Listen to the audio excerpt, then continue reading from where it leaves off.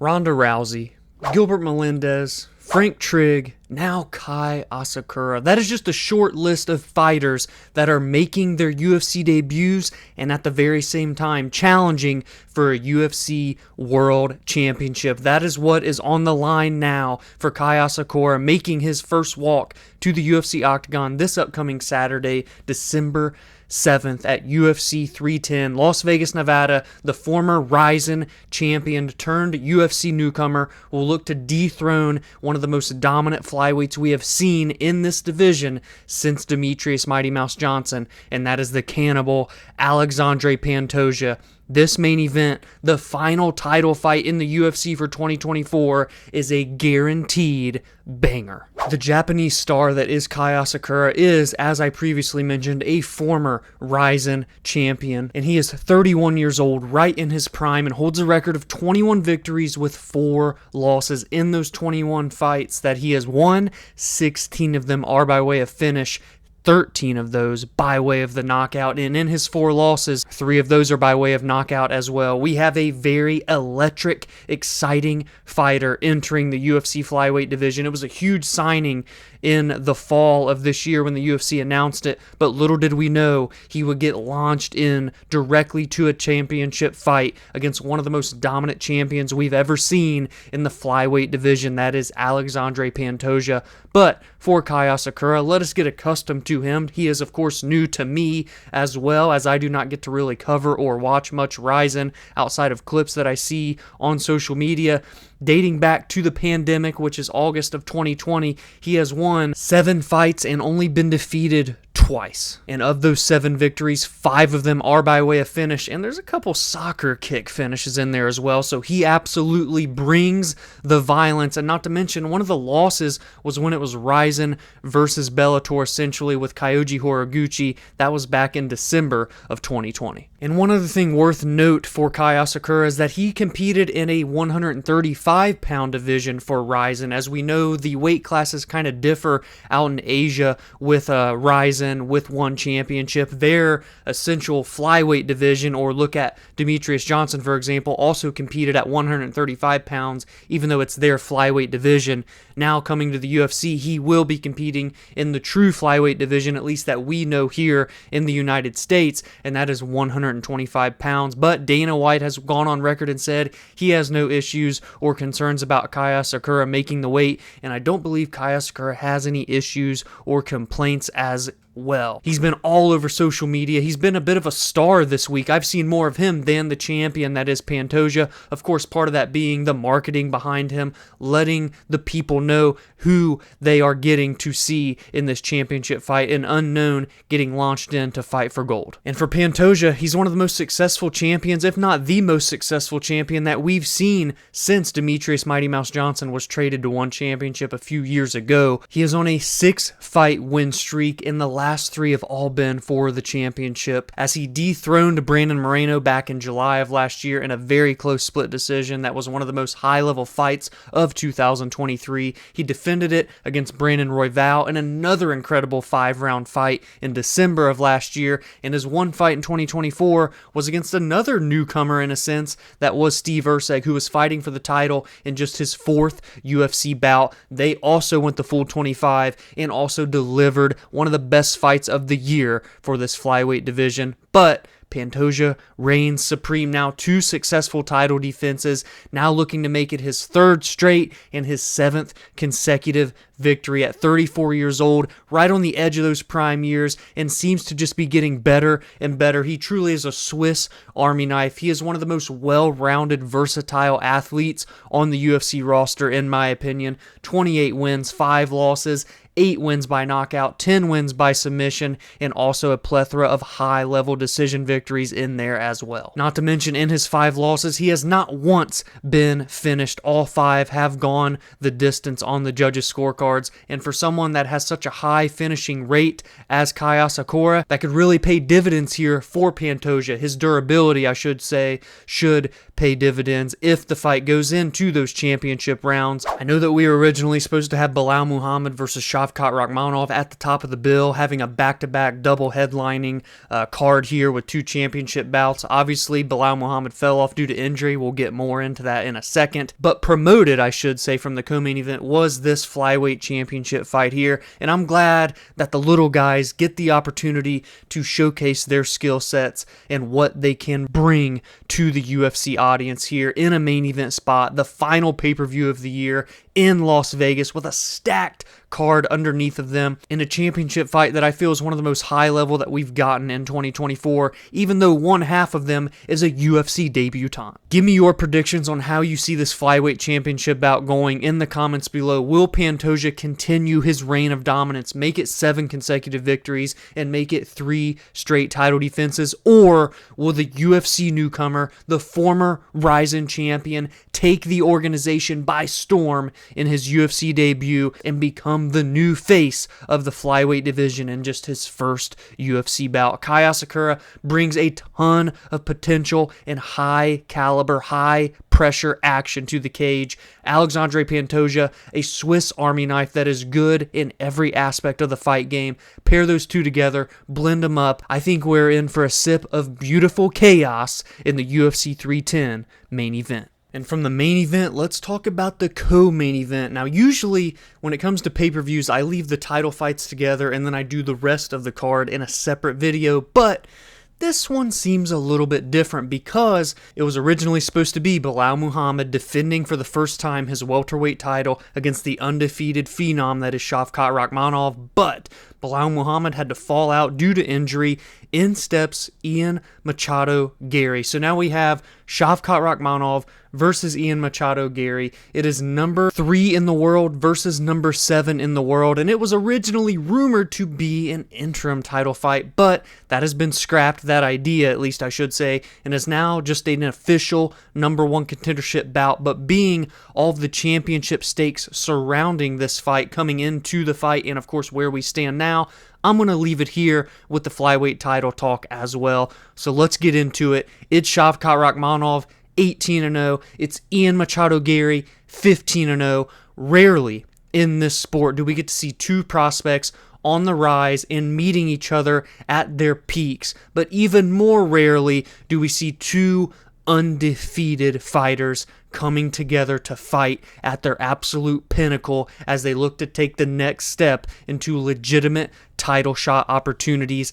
That is what we get here. Shavkat Rakhmonov, 18 victories, 0 defeats, all 18 victories by way of stoppage, 8 knockouts, and 10 submissions. And Ian Machado Garry, 27 years old, 15 victories, 0 defeats, 8 victories by stoppage, 7 by knockout, and the rest are by way of decision. No fight bigger for either man than this one right here, the co-main event with a guaranteed title shot against Belal Muhammad awaiting the winner. And to build off of the storylines, right, with the undefeated records, the 2 prospects that are Shavkat Rakhmonov and Ian Machado Garry, look at what they've done in their UFC careers specifically. First, for Shavkat Rakhmonov, being that he debuted first back in October of 2020, he started with a first-round submission over Alex Cowboy Oliveira, and from there has not looked back, racking off 5 additional victories, tallying a 6-0 perfect record in the UFC. 3 of those victories against top 15 ranked opponents, all 3 in a row, submissions over Neil Magny, Jeff Neal, and Stephen Wonderboy Thompson. Stephen Wonderboy Thompson, the most recent victory, that was back in December of 2023. So the only fight in 2024 for Shavkat will be this one here against Ian Machado Garry, nearly 1 year to the date later from his most recent bout. And for Ian Garry, he debuted over a year later after Shavkat in November of 2021. However, he has fought 2 additional times, tallying a total of 8 victories in the UFC with 0 defeats. And he also has 3 top 15 victories, and 2 of them are against the same people, but in different ways. Those are 2 decisions over Neil Magny and Jeff Neal, and most recently, in June of this year, Michael Venom Page, former longtime Bellator veteran turned UFC welterweight. And while Ian Garry doesn't quite have the finishing prowess that we've seen from Shavkat Rakhmonov, especially when you talk about the UFC competition,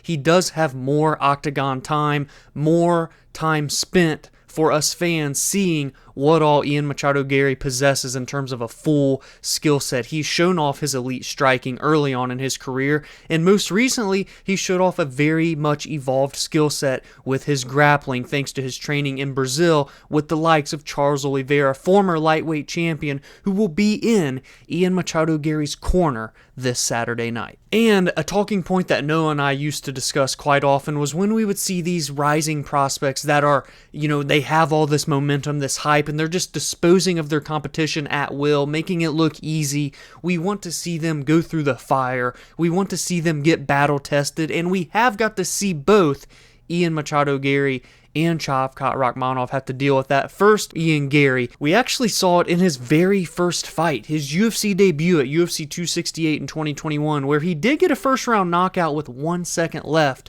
against Jordan Williams, but prior to that was losing the entirety of that round. Then progressed forward to the fight with Song Ki-nan, where Ian Machado Garry was badly rocked on the feet before turning the tide and getting the third round finish. One of the most beautiful performances that Ian Machado Garry has had in his UFC career, especially when you factor in what happened early in that first round. And you could argue we've even seen him go through it in back-to-back fights with Michael Page and Jeff Neal. The Jeff Neal fight specifically was a split decision, and the fight with MVP this year in June could have went the way of Michael Venom Page if you ask me, but Ian Machado Garry turned to his grappling to grind out the victory there. So we have seen Ian Machado Garry face adversity, even face controversy, and come out on the winning side.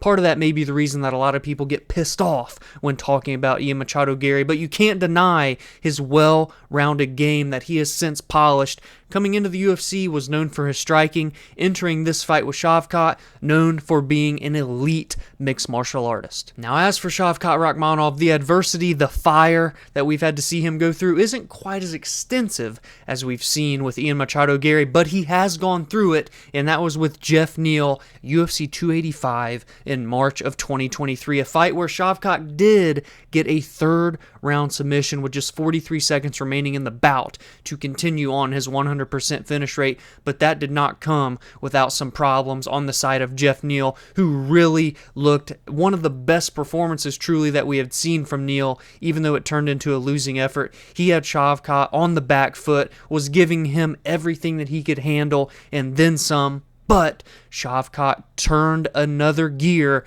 late in that third round and got the standing rear naked choke finish. And I talked about the well-rounded skill set that we've seen Ian Machado Garry mature and evolve with ever since debuting 3 years ago. And we've seen the same thing from Shavkat Rakhmonov over these 4 years. And I think his undefeated record shows that as well. When you have 18 victories all by way of stoppage, you probably think that someone is very good in one area, so it's going to lean heavily in terms of their finishes in that one specific aspect, but that is not the case here because Shavkat has 8 knockouts in 10 submissions. However, it is worth mentioning that in his 6 UFC bouts, only one of them have come by way of knockout. The other 5 are all by way of submission. This is one of the best fights of 2024 if you ask me. You pair that with the stakes here of the winner being guaranteed a title shot. You pair that with the stakes of someone's O has got to go. Did you really think I was going to preview this fight and not throw out that catchphrase? You were sorely mistaken. I think it's safe to say Shavkat Rakhmonov has officially entered his prime, being that he is 30 years old, and for Ian Garry at 27, not quite there yet, but has already launched himself into a title eliminator bout in the UFC. It doesn't get much better than this if you're talking about 170 pounds in the current state of the welterweight division. Someone will suffer their first professional loss, someone will suffer their first UFC loss, and someone will be booted out of title contention, whilst the winner will be booted in to a title shot opportunity against Belal Muhammad, who is on an insane unbeaten streak. I believe 11 or 12 fights in a row now. Shavkat Rakhmonov, Ian Machado Garry, who gets the dub, who will remain undefeated, who will be launched into the title shot. Give me your thoughts, give me your predictions, give me your bets in the comments below. If you enjoyed this preview of the main event title fight in the flyweight division between Alexandre Pantoja and Kai Asakura, and the co-main event discussion between Shavkat Rakhmonov and Ian Machado Garry, please be sure to drop a like and subscribe to the channel if you are new.